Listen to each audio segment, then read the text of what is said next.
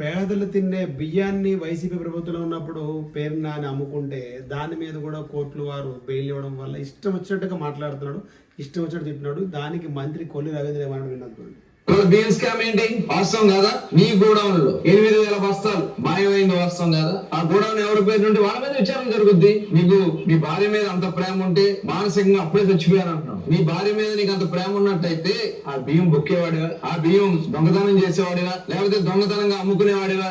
నీ గోడౌన్ నుంచి లారీలు బయలుదేరి కాకినాడ పోర్టుకి వెళ్ళి అక్కడ టోల్ గేట్ల దగ్గర ఎంత టోల్ గేట్ దగ్గర ఏ సమయంలో కట్టారో మొత్తం కూడా కేసులో రికార్డ్ అయింది. ఇంకా నువ్వు బొంకాలని చెప్పి ప్రయత్నిస్తున్నావు. నీ భార్య మీద ప్రేమ ఉన్నాడు అయితే నువ్వు అలాంటి తప్పుడు పనులు చేయవే. ఇవాళ నీతి గౌరవం చెప్తా ఉన్నావు. ఇవాళ ఆ రోజున పూర్తి విచారిస్తావు. అందరికన్నా ముందు కోర్టు పరిగెడతావు కదా. నిన్న పట్టాలు కూడా పేపర్ వాళ్ళు సంవత్సరం అయింది దీని మీద ఏంటి అని చెప్పి పేపర్ లో వార్త వస్తే కోర్టుకి వెళ్ళు. నిన్న కోర్టు కూడా పేపర్ లో వచ్చిన వార్త మీద నువ్వు వచ్చేస్తావా అని చెప్పి కోర్టు కూడా మీ బెయిల్ తిరస్కరించారు. ఇంకా నీకు సిగ్గు రాకపోతే అసలు మనిషి జన్మెత్తితే కదా నిన్ను బఫూన్ లా చూస్తాను ఆంధ్ర రాష్ట్రంలో.